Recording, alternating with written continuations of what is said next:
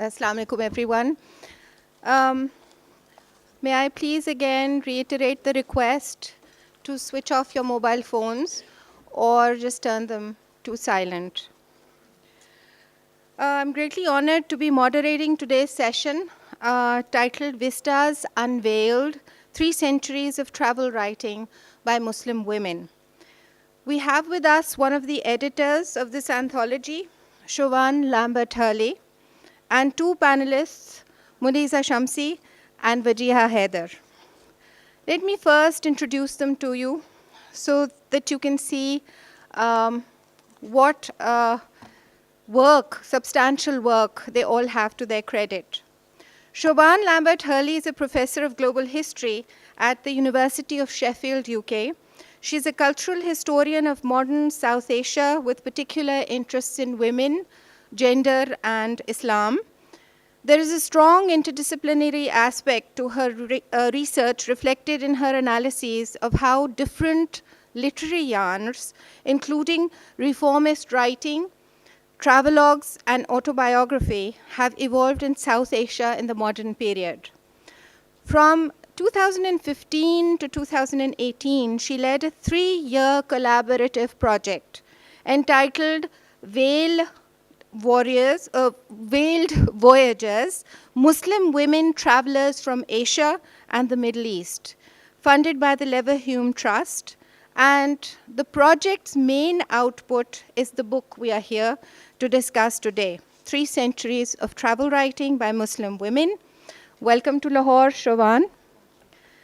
Muneeza Shamsie is a Pakistani writer, critic, literary journalist, bibliographer, and editor.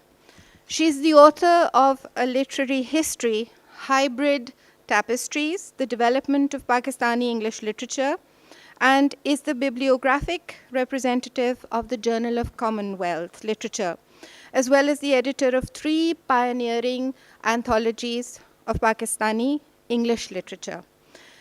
Shamsie's grandmother, and this is very interesting, Shamsie's grandmother in Lucknow, feminist and activist Begum Inam Fatma Habibullah, was the author of a travelogue, Taasirat-e-Safar-e Europe, about her journey to Britain in 1924 and is included in Siobhan's book.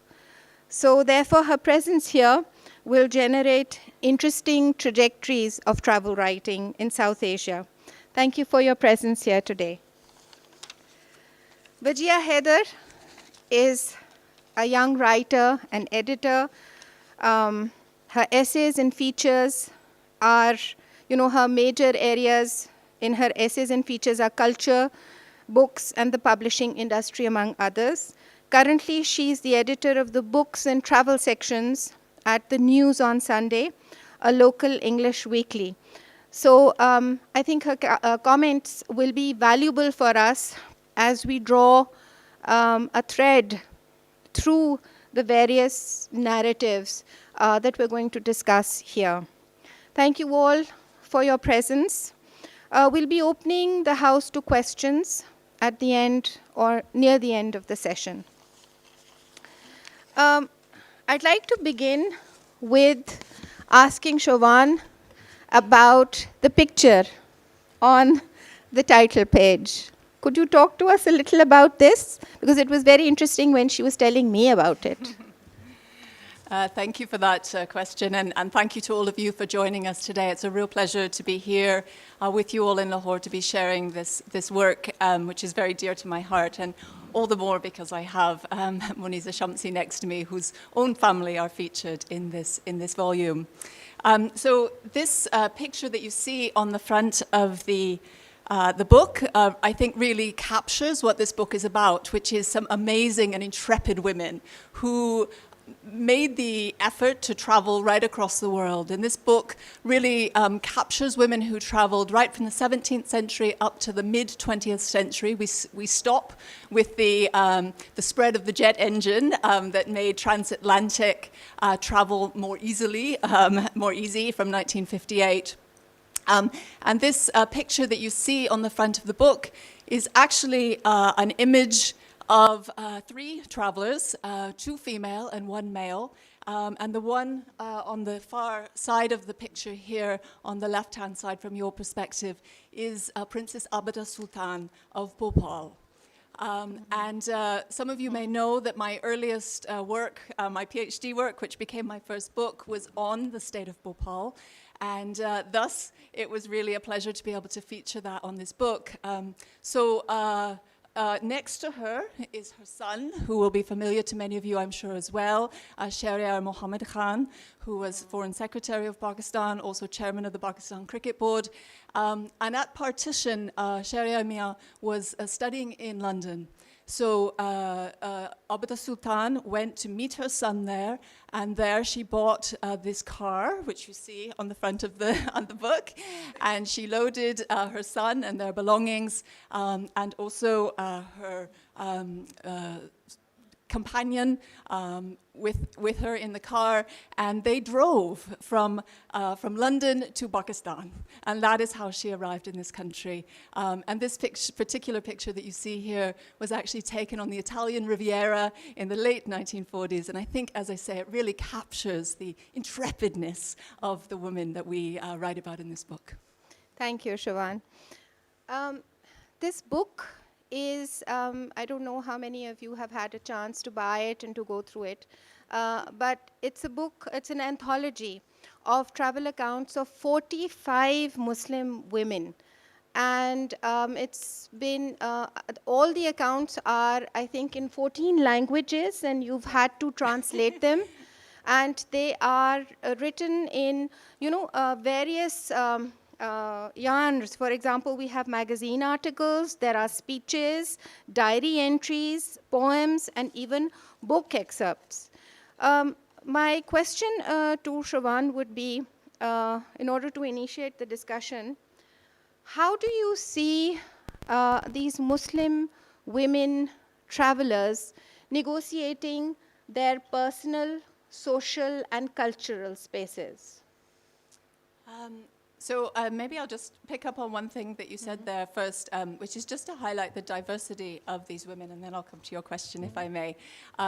We tried to capture as wide a selection of women in this book as we could, and I should say, too, that the women we have a large section who come from Muslim South Asia, but also come from other parts of the Muslim world as well. So when you note that the excerpts are in 10 different languages, they are, that reflects that we have women writing in Arabic and Turkish and Persian and English and German and all sorts of other languages as well.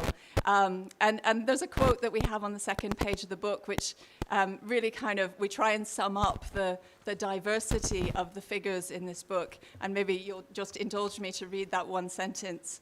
If I can see without my glasses on, we describe them as queens, reformers, pilgrims, Sufis, wives, converts, captives, flâneurs, littérateurs, and provocateurs. You asked about how they kind of navigate different spaces, and that's really a theme, I think, that's really at the center of this book. It's thinking about how these women imagine their own spaces, their local spaces, their regional spaces, their national spaces, the subcontinental space, and then also what happens when they come in contact with other areas. And what's quite fascinating, I think, about lots of these women is they traveled with different ideas and purposes. So some of them kind of went away imagining they travel to other parts of the Muslim world. For instance, they travel on Hajj, and they imagine that through that experience, through meeting with other Muslim women, that they will kind of gain some understanding of being a part of the Ummah. And yet what they often find when they enter those other spaces is that they have a certain discomfort, I suppose, with it. And actually, rather than kind of developing this kind of vaunted open-mindedness or sense of connection, they actually, and some of them do find that, but more often they find a sense of kind of strength in some of their own identities. And so very often we see that these women become very kind of aware of, particularly in the colonial context, they become aware of their sense of self as an Indian Muslim, for instance. So they're navigating these different kind of spaces, and they're thinking about these issues of identity and working out what it means not just to be Muslim, not just to be a woman, but to kind of interact with lots of their other senses of identity as well, class identities, and others as well. Well, thank you. Muneeza, Shamsie, could you tell us if there are any similarities in the way that perhaps Pakistani women writers in English negotiate their social, cultural, and personal spaces with perhaps what Siobhan has said? Oh, okay. No, I think it's very different. What actually struck me about the book is not, I didn't really sort of think in terms of the younger generation because they're all traveling, they all have access to certain degrees of education, they have access to means of travel. What struck me about her book was its enormous span. I mean, my knowledge of women traveling of an early era, well, they were restricted to with some of the people that Siobhan has written about, Atiya Faizi, Sikandar Jahan of Bhopal, the ladies of Bhopal. Of course, there was my own grandmother, who was a feminist and quite something. Actually, I'd like to also say that everyone is forgotten because she didn't migrate, but she actually proposed the women's wing of the Muslim League at the Patna Resolution in 1938, and it was passed. And you'll find it in Sharifuddin Pirzada, but no one else knows of it. But that was after her travels to Europe, where she discarded Parda and she got engaged with, she was already engaged as feminist issues. Even in Parda, I didn't realize, and this was the thing that I realized about this book, that whether you were Parda, whether you were out of it, if you had an inquiring mind, you sort of kind of educated yourself, you looked, you questioned. And what I was amazed at, for example, in terms of history, I was fascinated. Some of these women describe Palestine before the creation of Israel. Some of them describe, a lot of the women, like Halida Adib is one I know, the Turkish lady who comes here. She comes to a women's conference. We had a strong women's conference, a women's movement, which everyone has forgotten. Well, not everyone, but it's not mentioned. They address Parda clubs, where the women are so conscious of women's issues. There are debates about Parda, should there or should there not be Parda. We're talking about the turn of the century. And then you have people going to, one of the Egyptian lady comes here and she makes them pass a resolution for the retention of Palestine. So they discuss Palestine. One of them, Princess Shams Pahlavi, travels, I think, all the way down to South Africa. And and then you have, I'm talking too much. And then you have women describing, one lady on her first aeroplane flight, and she said it's so strange going on a journey and you can't see the landscapes which you pass. And one lady goes on her first subway in New York. So it is far beyond the subcontinent. I mean, to me, it is a genre of writing.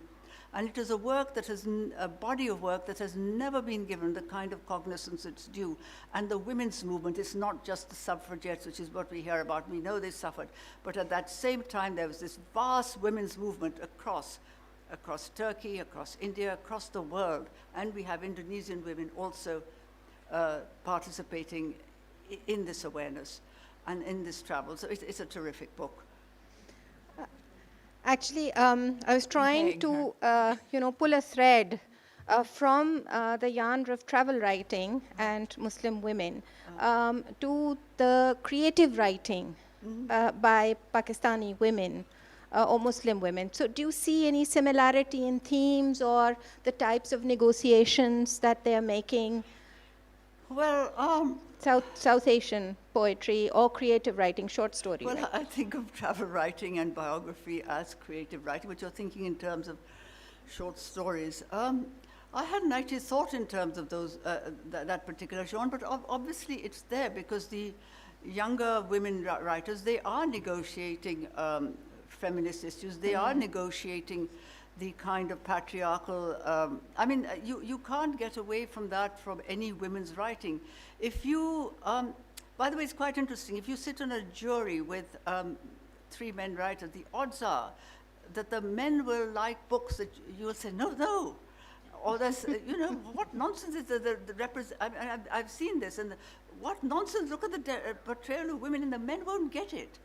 So women writers do express their experience of women, so their writing is obviously a continuation of this older generation. What the point is that we don't actually know of the links, and that is the importance, that you have to know your history.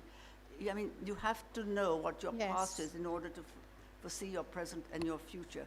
But yes, creative writing is very engaged and very much a part of what these books are. If I may just add something to that too, I mean, one of the things that I think really defines a lot of the women who write in this book are their interest in other women. Yes. And I think probably that carries on into some of the creative writing that, that you're speaking about as well. You know, wherever they go, they're interested to understand how women are negotiating the constraints that they face in their own societies, and they comment on that. So, I mean, one thing about writing, about travel writing, is obviously you're constrained by literacy. So most of the women in this book, you know, not all of them, but quite a lot of them are enabled by privilege. That goes without saying. But the people that they talk about, the people they describe, and the people they travel with, who are their companions on this journey, very often come from other social groupings and educational groupings as well. And so through their eyes, we're able to kind of capture that. And I think that's really seen in one of the authors we look at is called Begum Sarbalanjung, who may be familiar to some of you. She talks about seeing the world through the eyes of a woman. So the idea that there's a distinct female perspective, and part of that is about capturing the experiences of the women they meet. There's one thing I just like, not English writing so much, but among an earlier generation. I mean, the kind of work that Ismat Chughtai and even, gosh, when I first, because I was always taught, you know, that this is Angrezi and it's bad and it's this, you know, you've always taught, you were taught English, but you were also had to behave properly like a good Desi girl. I mean, we taught all this good Desi girl, and then suddenly Fehmida Riaz appears on TV. I was blown away by Fehmida Riaz. I mean, what she was saying, gosh. And Ismat Chughtai, you didn't have Anglophone writing of that caliber, of that kind of boldness. Rashid Jahan. Until later on, the younger generation is tackling those issues, so that is the difference. You know, they're not going to be held back. So that has changed. Before I come back to what you said, and we can delve deeper in through the book and its individual narratives, Wajiha, can you, you edit travel writing. So can you tell us what has changed, or any peculiarities or the negotiations? Do you have women writing about their travels today? You know, actually, as I was discussing this with you earlier, when I was reading this book, it's funny how I actually realized that there are not a lot of women writers who are actually writing about travel nowadays. Like, I do have a lot of wonderful writers who are still writing, wonderful women writers, but not as much. And as far as as far as differences are concerned, there are differences because, you know, these women were writing, you know, all those years ago. These women were writing about, they were sort of weaving personal narratives into the social and the cultural issues of those times. And nowadays, what I mostly get is, you know, I went there and I saw this, and it's beautiful, expressive writing. But those women were writing more about, you know, they were actually writing, you know, diary entries. And they were writing like these, like the Fezi sisters. They were writing to their sister, and those letters, they were writing letters to their sisters. And those letters were then, they were turned into a book. They were, columns. So, yeah, exactly. So, I don't see that kind of writing anymore, or maybe, you know, I've just been editing for the last 3 years. So there are, I think, you know, there should be more women writers, you know, who are actually writing about travel, you know, as in writing about travel, not just we went there and we saw this and it's so beautiful. So it's Well, like, you know, Just add a point to yes. that. Sorry, I've got something to say on everything. I just think that's quite interesting. I just wanted to flag that, we very consciously focus this book on travel writing as opposed to travelogues. And I think that's because so many of these terms, the term traveler, the term travelogue, the term, that they really have been kind of defined in male terms, I suppose. And so we really wanted to kind of complicate that and really move away from those kind of masculine qualities that are attached to those terms. And actually, there's, in the time that we're covering in this book, the late 19th and early 20th century that we do before as well, there's lots of men who are writing exactly in the genre that you're saying, these kind of very dull, actually, travel accounts. And they become very formulaic, actually. The accounts of, there's a million accounts written by men who go to study in Europe in the late 19th and early 20th century. And they're just like that. I saw this, and there's almost like a path, as if they're like walking through London on a particular path. Yeah, I went to Paris, I saw the Eiffel Tower. And Exactly.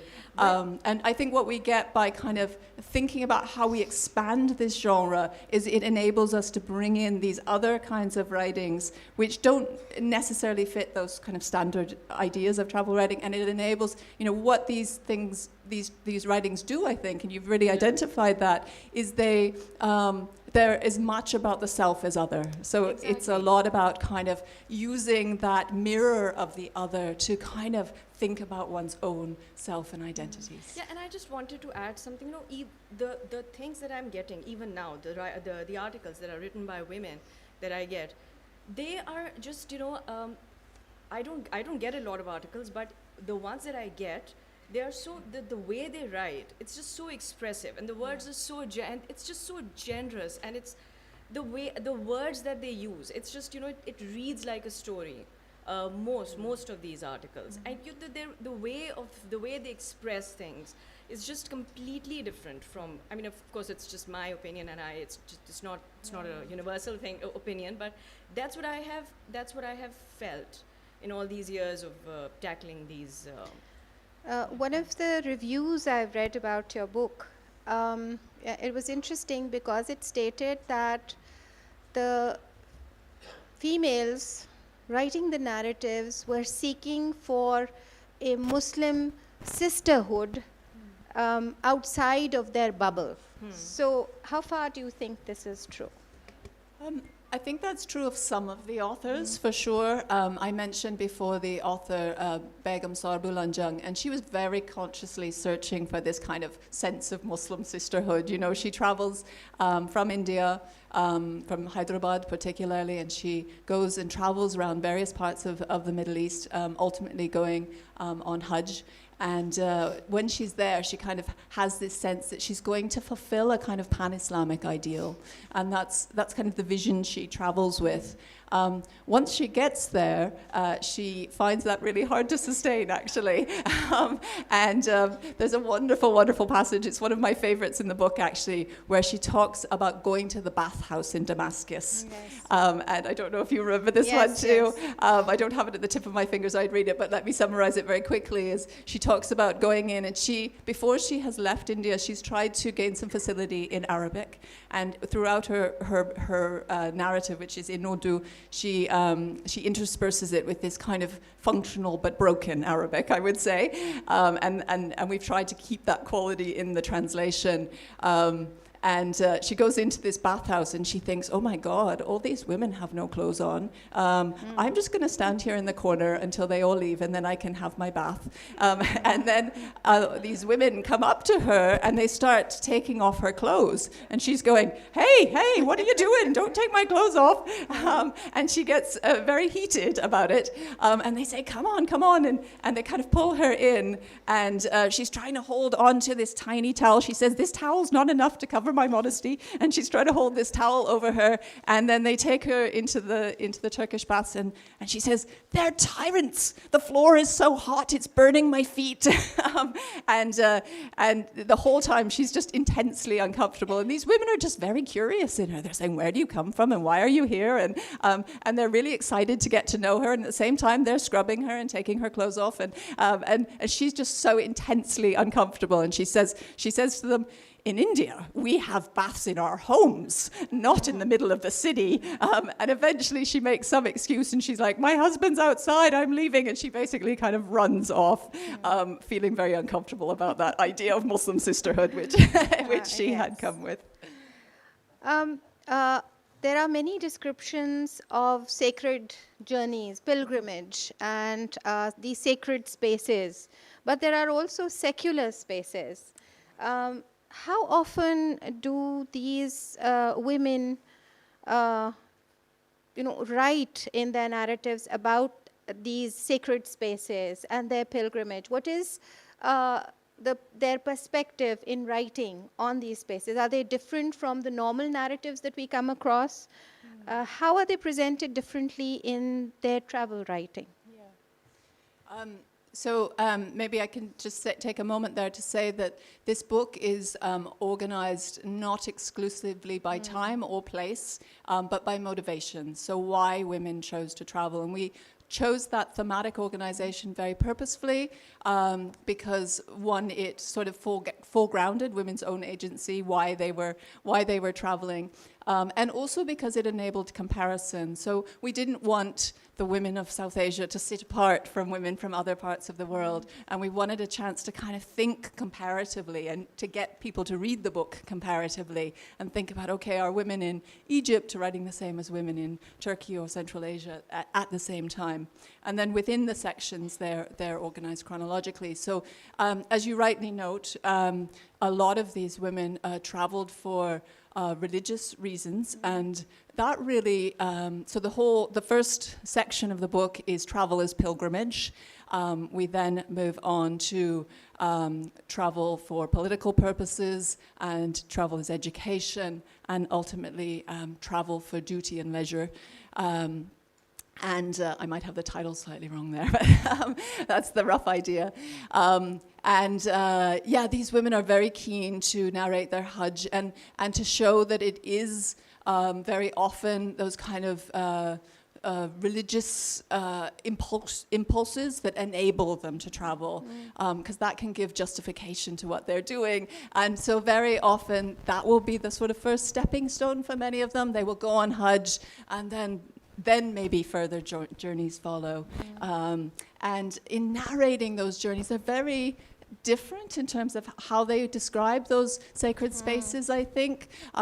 Some women go on Hajj and are so overwhelmed by the spiritual experience and describe it with such beauty and such just emotion, I suppose. You really feel that emotion captured in their accounts.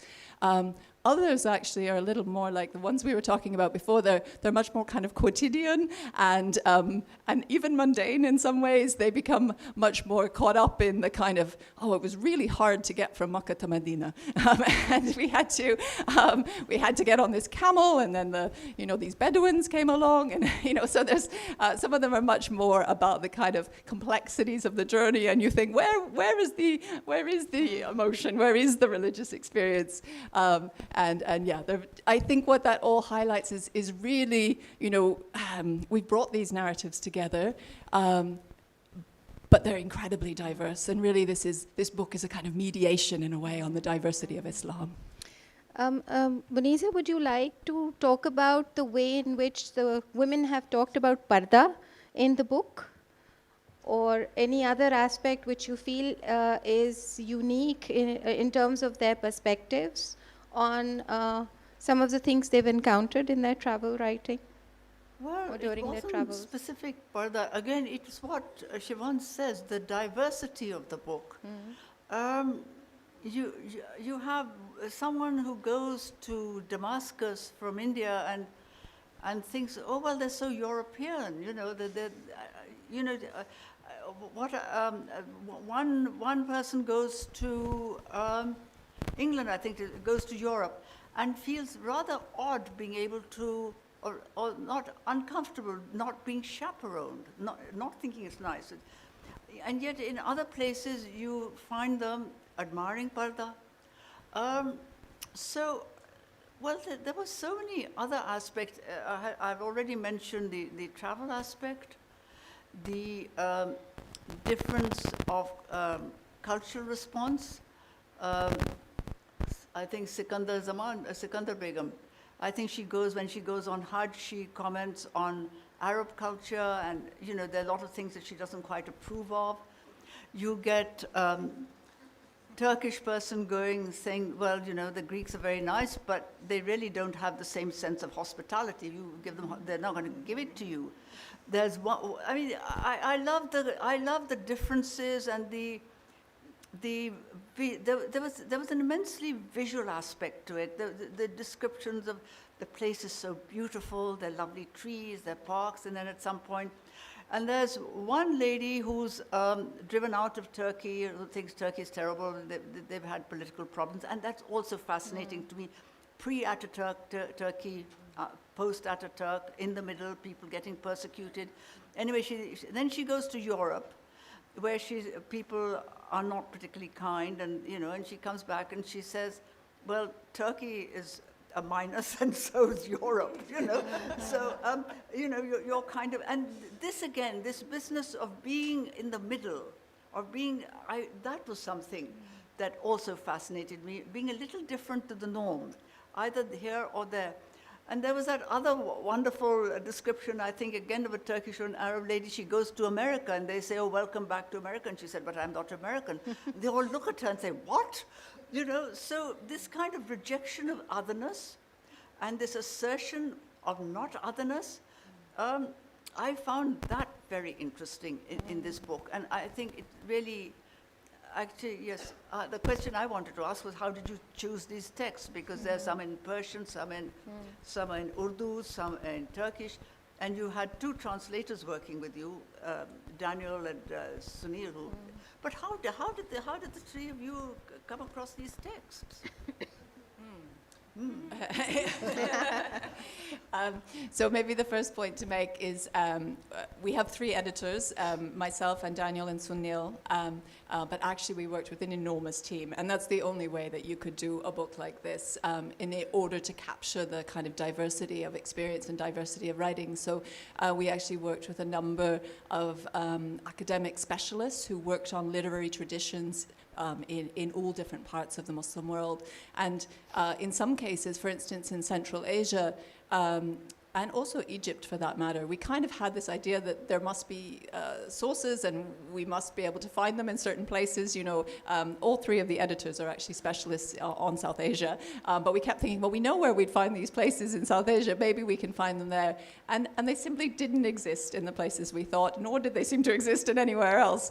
There's gaps, and that's because there actually seems to be gaps in terms of where travel writing is being produced. So we're very grateful, not just not just to my two fellow editors, but to this wide team that worked with us on this project as well.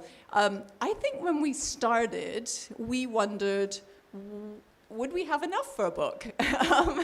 And so we started with this kind of inclusive-ness, this idea that, okay, excellent, let's just keep searching and finding things, and we'll kind of bring things in. And some of you may know that the book I did before this was on the history of autobiography or autobiographical writing in South Asia, in Muslim South Asia. And in the course of that, I did, a lot of my research has focused on family collections, private collections, and what is kept within families. So I had this kind of a set of travel narratives that people had shared with me that had been kept or shared within their khandan. And then at the same time, Daniel was working on his own PhD dissertation, which was on travel writing, and he'd looked at a lot of published texts. So we thought, okay, well, we'll mine this set of resources that we've kind of looked at before, and then we'll keep searching. And then, wow, more and more and more started coming out of the woodwork. So you'll notice that this is a hefty tome. It's over 500 pages. It's big format as well. And that's because in the end, we settled on 45 chapters, but we could have had more. And actually, even as it went to press, people kept kind of coming to us and going, oh, you know, my grandmother wrote this, or which is amazing. And for that reason, we really hope this will just be an impetus to further work and further interest in this area. So in the end, we focused on kind of narratives, I suppose, that were about connecting places, mostly fairly far off places. I don't think we can say international, because there was all sorts of different kind of understandings of connections in this period. So, you know, we have one author, Noor Begum, who travels from Punjab, and she goes on Hajj. And when she gets to Bombay, as it was at the time, she feels like she's gone to a foreign land entirely. She's never seen the sea. She's certainly never been on a boat, and gosh, does she get seasick. And she really sees Bombay as like a foreign land, as it were. Similarly, you know, many of the women who travel from princely states into British-ruled India, they see that as a kind of crossing of a border. And yet at the same time, many women who traveled from one part of the British Empire to another, you know, they had a passport that enabled that transfer. So to them, that's not moving outside of their kind of geographical area. So as I say, I don't think we can call it international travel, but we tried to focus primarily on kind of these connections between different regional areas. And we've really, in choosing the extracts, we've kept our focus on what was the focus of these women as well, which was primarily their relations and exchanges with other women. And that's what we kind of foregrounded, I suppose. Wajiha, any particular passages or themes that leapt out at you from the book while you were reading? Yeah, exact. I was actually, just as Muneeza said, it was the thing that really struck me with this book, that the many different things that these women were talking about, and most of these women were talking about the same place, and but the narratives were completely different. Which I found, which was extremely interesting to me. And another thing that I wanted to ask you about was, so most of these women that we have mentioned in this book is these women are basically, they come from privileged backgrounds, from you know, they have wealth, they have the means to travel. The means to travel and also the means to write. I the think means that's to very write, exactly. Yeah. So how do we keep those women in mind who traveled with them, but they did not have the means to write? They weren't literate enough, or I mean, or they did not know how to put their thoughts, and you know, they could not really articulate their thoughts. So how do we keep those women in mind, and how do we who didn't have these means? So we were very conscious of that, actually. You know, this is a book about travel writing, and it gives us a view into a certain sect of travelers, female travelers, Muslim female travelers. I'll keep expanding that. But at the same time, we really wanted to show awareness of that broader trend, and of course, very clear that, you know, as people are experiencing mobility throughout history, that women are there too, right? They're there for the journey. So we do have a section in the introduction which is called Women in Cultures of Travel, where we draw out some of those broader patterns of travel by other women. And we were also trying to be very attentive to the women that are traveling with the women who are writing, if you see what I mean. So always kind of seeking out, okay, who's with them on this journey? Did they, you know, many of them claim to travel alone, but that claim is not exactly true in many cases, because often they're traveling with domestic support, domestic help. The woman I just mentioned, Noor Begum, for instance, she says, I've been left bereft. My father has died, and I'm left to make this journey on my own. And she only mentions, like, at the very end of her poetic narrative, that actually her husband was with her. As if he didn't matter at all.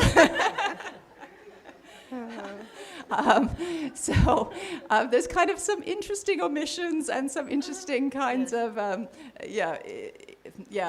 ways of dealing with this. So we always sort of tried to kind of find ways that we could draw out those other experiences, particularly. So each chapter has extracts from the original narratives in translation.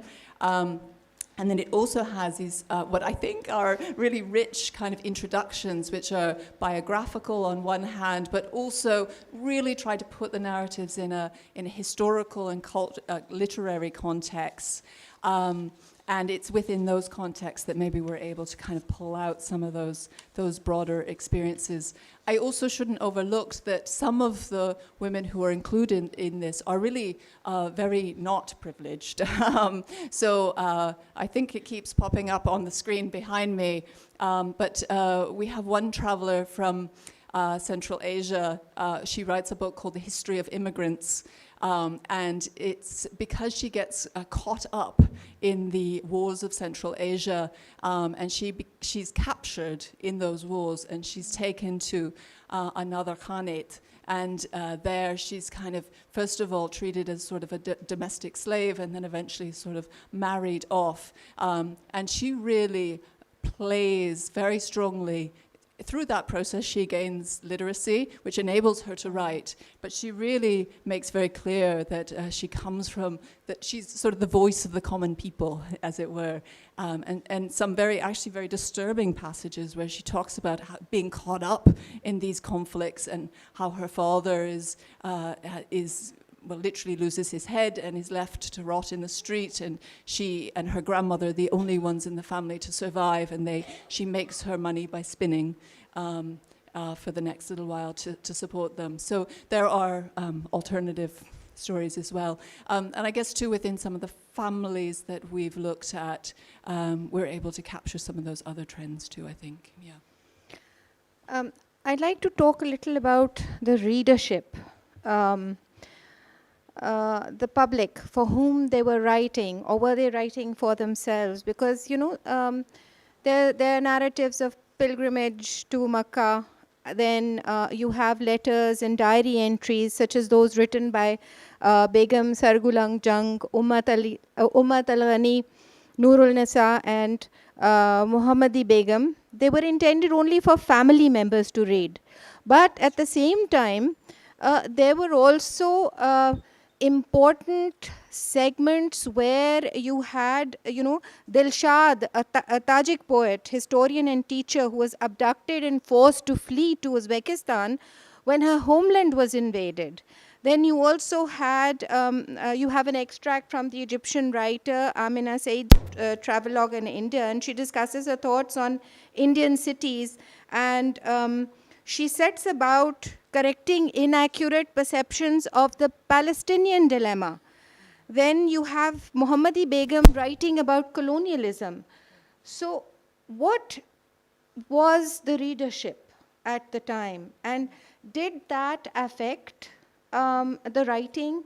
And more so, Wajiha, nowadays, is there a change in the readership? And is that why we don't have too many females writing? So I think you've really captured, just in your question actually, the variety of the sources that we drew on, and how the nature of the sources changes the audience. So as you say, some of them maybe only imagined originally at least a readership of one or two, maybe family members. Others were written in kind of family journals that might have been circulated within a khandan. A lot of others wrote for women's journals, so they saw themselves as writing for other women in a kind of female space. And so that very much influenced, just to kind of answer your question there, influenced the kind of topics they took up. So they tried to take up things that they thought were of interest to other women. And then others, we have, I think I mentioned already that our second section is called Travel as Emancipation in Politics. And those women were using the form of the travelogue really to spread a political message. And that might be a feminist message, but equally it might be a nationalist cause or indeed a communist cause. So we have a number of Indonesian women who traveled to the Soviet Union in the early 1950s, seeking understanding of Soviet communism. And they really are using this form to kind of broadcast a message far and wide. So I can't generalize on who the audience was, but I would definitely say that it influences the writings themselves and the kind of topics that the individual writers address. I have a question for all three of you. When I was doing my research, Are we doing okay for time? Just 'cause yes, we are. I'm keeping her on track. In a lot of Muslim travel narratives, we have the male traveler as a rihla figure, a talib ilm, a seeker of knowledge. What is the adab-e rihla, Islamic yarn of travel writing, and how far do these narratives deviate from it? What about the Muslim female travelers? Are they narratives of eyewitness accounts, or are they also knowledge seekers, like the Muslim male travelers? Do you want me to answer? Yes, and I feel like I'm doing all the talking, but so yeah, very, very much this concept of kind of travel as education, I suppose, comes Yes. up very strongly. And what's quite interesting actually is there's this phrase which we see in Ibn Battuta, for instance, where he talks about travel as a means to success or victory, and how your world will be expanded, your knowledge will be expanded, and that will come through travel. And this sort of quoting of various extracts from the hadith and that sort and of I thing. think travel as a means, not as a means to an end, but as an end in itself. An end in itself, absolutely, yeah. And what's quite interesting is that while we see that in those kind of early travelogues by men, that concept gets reworked in the late 19th century. So we see a lot of these women authors actually using that very same phrase. One example is Sultan Jahan Begum of Bhopal. She uses this very phrase and she quotes Ibn Battuta and says, I am also doing rila, but she's understanding it, as I say, a kind of reinterpretation of that, I think, in the colonial context. So she's, seeing it as a means, as you say, kind of travel as a means in itself, but also as a way to gain education. So I should stress that in the section on travel as education, part of that is kind of formal education. Sometimes it's people going to travel to study at universities abroad or otherwise. But for some, it's a much more informal process, and it's kind of really engaging actually with that concept, I would say. So, Muneeza, do you think that they are seekers of knowledge, or are they eyewitness accounts, or somewhere in between? Well, it keeps coming back to me, and I might be wrong, that, for a man to travel, if you want to go somewhere, well, okay, it's a right. For a woman, it's not a right. So whether you seek knowledge or whether you just go, I think it's a privilege. And so your whole perception would surely be different to someone who thinks there's a right and I'm going to seek knowledge and to someone who thinks, well, let me see what I can get out of it, or what am I going to learn from it. This is what I see. I'm just talking the top of my head. I might not be right. That's wonderful. Wajiha? I think they have actually answered this question. Yeah, but I think, the best kind of accounts that I've received are from people who actually travel for the sake of travel. Yeah, of course, there are people who go for education, and then they express their whatever they see and whatever they're experiencing. But most of the more interesting ones that I get are from the ones who are actually traveling for the sake of travel. And of course, it's a privilege. Of course, that's like goes I've beyond. been told we have 5 minutes before the Q&A session, so I'd like Siobhan to read from her book any particular favorite one out of all the book, and any other passages you would like to share with us. Okay, I have so many favorites in this book, and I told you a little bit about the one in the bathhouse already, which is definitely one of my favorites. But I think I'll take one from a woman called Rahil Begum Shovani, who went on a pilgrimage in the early 1920s. And why I love her writing so much is, one, she's incredibly acerbic, so incredibly critical of just about everything. But also really witty. And so there's a real kind of humorous quality to her writing. Now, let me see if I can, I've forgotten my glasses over there, so we'll see if I can get through this. But let's see. Hold on 1 second. Oh, so I also like this one because having finished this book, I'm now working on a book on food history, and I'll be speaking about that in the Forgotten Foods panel tomorrow. But this is also about food, so it kind of fits with both of my interests. So this is from a section which we've called On Luggage. And she says, let's see, where can I start? One of the women, so she's talking about speaking to other women within the kind of first-class passage on a Hajj ship. One of them asked me how much luggage I was traveling with. I replied that we had 4 boxes, 2 trunks, and a roll of bedding. What about your cooking supplies? She said. They're all stored in the luggage, I said. One asked how many food stores I had brought. None whatsoever, I answered. Of course, on the advice of others, I had brought with me a can of ghee, but I've since heard that we'll have to pay a tax on it. So I'm thinking I'll just distribute it to the other passengers and avoid the headache of haggling over the tax. When the women heard this, they began whispering agitatedly amongst themselves. One spoke up to ask if I was really so concerned about a single canister. We alone have 4 canisters with us, plus 2 sacks of wheat flour, a sack of rice, a sack of dal, spices and seasonings, and so on. I asked her, what sort of disaster was she expecting that she would bring so many supplies with her? She replied, Sister, we wouldn't be able to bear eating Mecca Sharif's stinking ghee for a single day. Why? Aren't the residents of Mecca human too? Human or not, everyone has their own habits and tastes.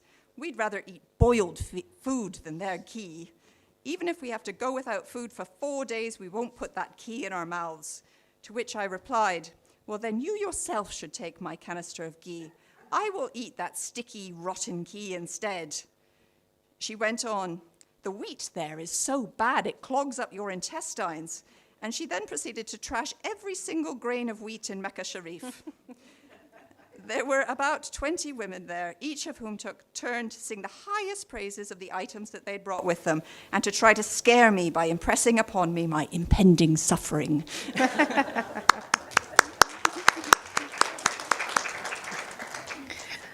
We can take some questions from the audience.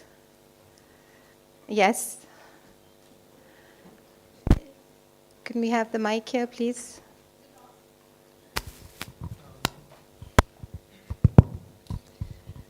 I just raised my hand because my arm was longer, but it's my niece who wants to ask you a question, Siobhan. She's an avid reader and a future author as well, so as a Muslim author, I think it'd be really nice to hear from her as well. There you go.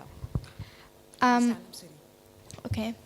So I have a nice question for the related to the book. What is the goal you are trying to reach by exposing these diverse narratives of Muslim women to the world? Thank you. That's a fantastic question. So I guess there's different objects in writing a book like this. On one hand, you probably heard at the beginning that my official title is Professor of Global History. And within global history, as a kind of subdiscipline, these are not the kind of stories that are seen as part of that history, you know? When we talk about travelers or we talk about global history, too often the protagonists are white men, essentially. So in some ways, we hope to reach those global historians and people interested in kind of global travel and global change to try and show them that there's a different perspective and a gendered perspective that you can get through these. At the same time, these are narratives very much forgotten in the literary traditions out of which they came. And I think that's kind of indicated in the long search that we often had to go through to find them. So I mentioned Noor Begum's narrative before. That was published in Punjab in the early part of the 20th century, and it went into multiple printings. But I suspect none of you have heard of Noor Begum today, even though she wrote in poetry, actually. Her narrative is entirely in poetry, and it's a beautiful piece of Urdu literature, and yet she's so often forgotten. So I think we're also trying to bring these women back to the literary traditions out of which they come. I think we have another question here.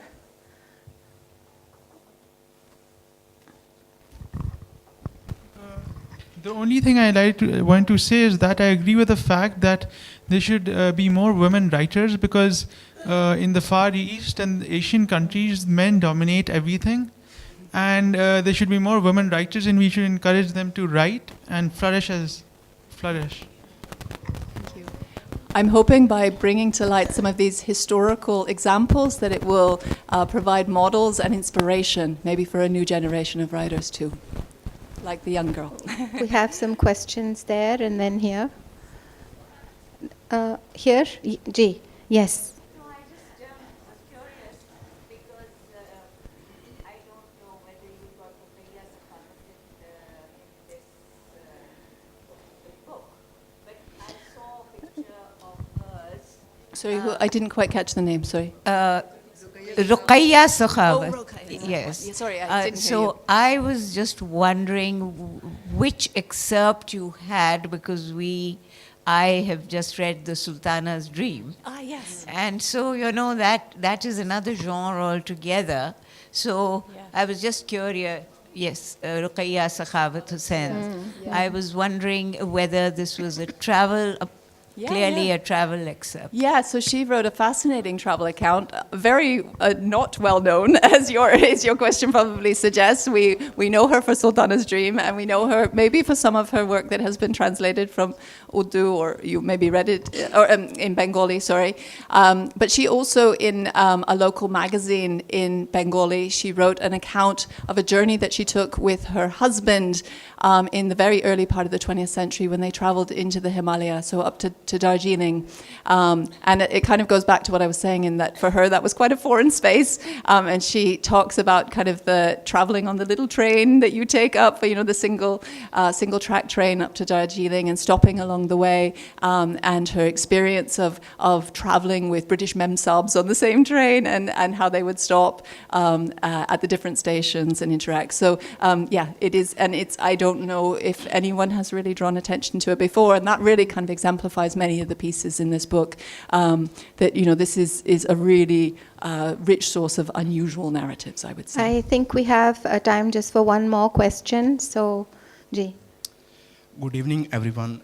Good It is a evening. pleasure having you all here. And although one can draw a lot of conclusions, but to make it more clear, I have a question that if you could draw some parallels or differences between the writings in 19th and 20th century and the modern feminist writings? I'll leave that to you two. I stop in 1958.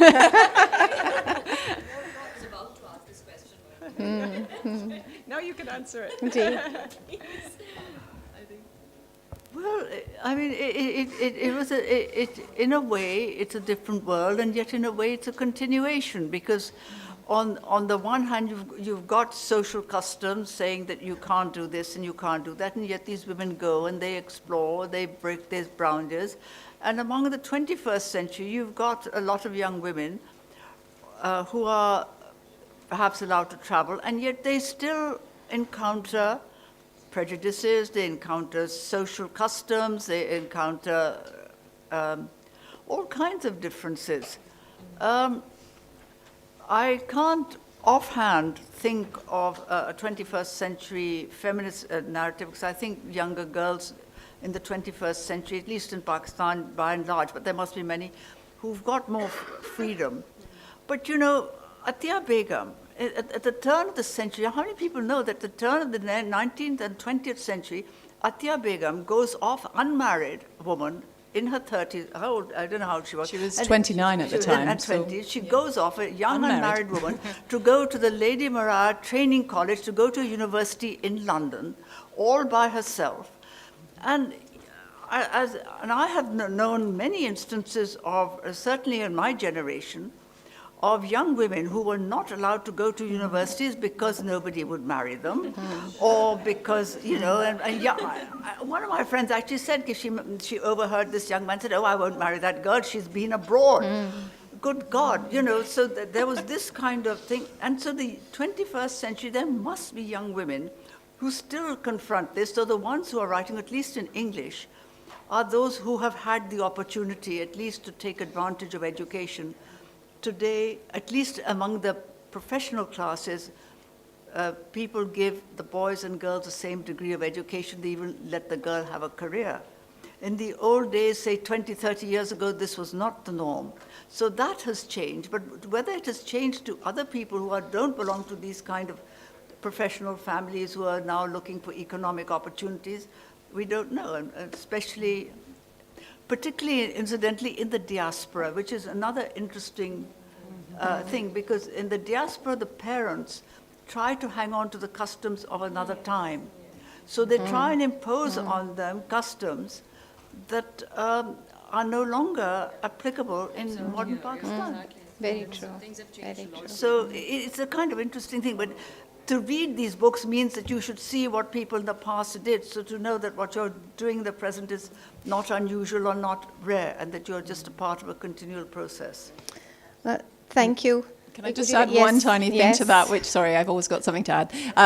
Just to say, I mean, reading these narratives, I think sometimes they'll feel very like the past is a foreign country, that these women were experiencing different things than maybe that we do in the present. Sometimes these things will be recognizable, or maybe they'll be recognizable to maybe stories you've heard from a mother or grandmother or great grandmother. On other times, the narratives are just very human, you know, and you can read them. And I think there's one by a woman called Mohammadi Begum, who I had the pleasure of meeting her granddaughter last weekend, actually. I'm a mother of 2 children, and she writes about a train journey that she did with her infant child from Bonn in Germany to Oxford in London on her own with this child.